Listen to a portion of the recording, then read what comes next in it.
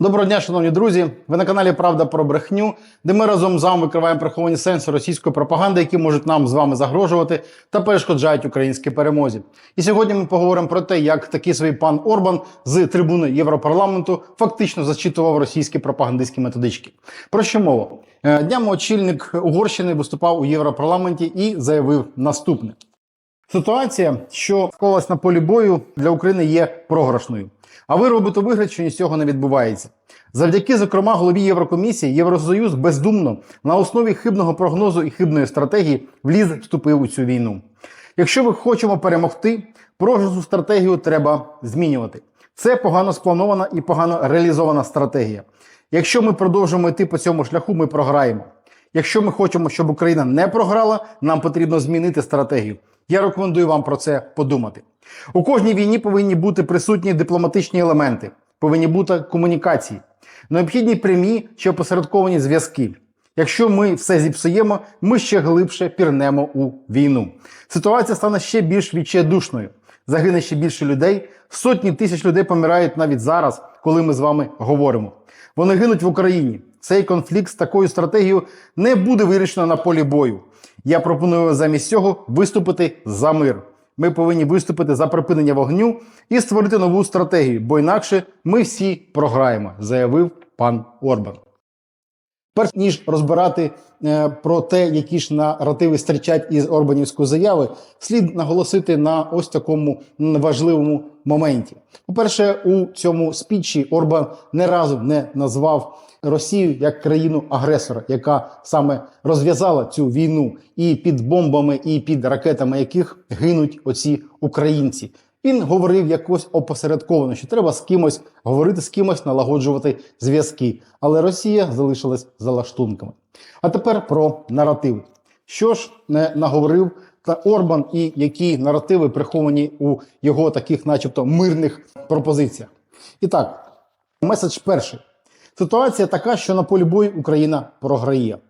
Це саме той наратив, який російська пропаганда почала генерувати з квітня 2022 року, коли саме у неї пішло все не так на полі бою. І вона розказувала, що ось-ось Україна програє. То у нас з вами не вистачає снарядів, то у нас не вистачає зброї, то уже, наприклад, у 23-му році російська пропаганда розказувала, що уже не вистачає чоловіків мобілізаційного віку і вже завтра в окопах будуть жінки. І ось-ось Росія переможе. І так уже третій рік. Далі, наступний меседж. Завдяки, зокрема, голові Єврокомісії, Євросоюз бездумно на основі хибного прогнозу і хибної стратегії вступив у цю війну. Ну, це, напевно, бальзам на рану таким собі Соловйом і Скабєєвим, бо це їх один із найулюбленіших наративів, які родом теж із 2022 року.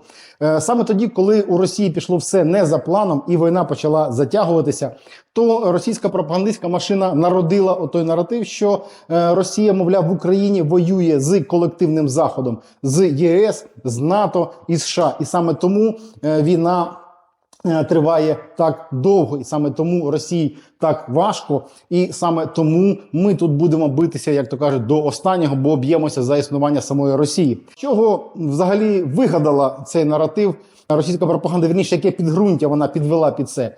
Підґрунтям було те, що наші західні партнери почали постачати нам зброю, обладнання, гуманітарно допомагати нам, економічно допомагати нам. І російська пропагандистська машина прирівняла допомогу до прямої участі у війні. Проте це суперечить взагалі здоровому глузду і історичному досвіду. Так, наприклад, дві великі держави США і Радянський Союз під час Холодної війни роками підтримували десятки військових конфліктів і різні сторони усіх військових конфліктів, постачаючи і зброю, і спеціалістів, і підтримуючи ці конфлікти економічно. Але ні очільники Радянського Союзу, ні очільники США чомусь не додумали до того, щоб обвинувачити один одного у прямій конфронтації і у прямій війні один проти одного. Додумали до цього це лише російська пропаганда. І щодо стратегії, то да, стратегія ЄС, США і, напевно, НАТО на початку війни була хибною, бо навіть фахівці цих організацій давали нам з вами, тобто Україні, українцям, вижити 2-3 дні, тиждень, 10 днів.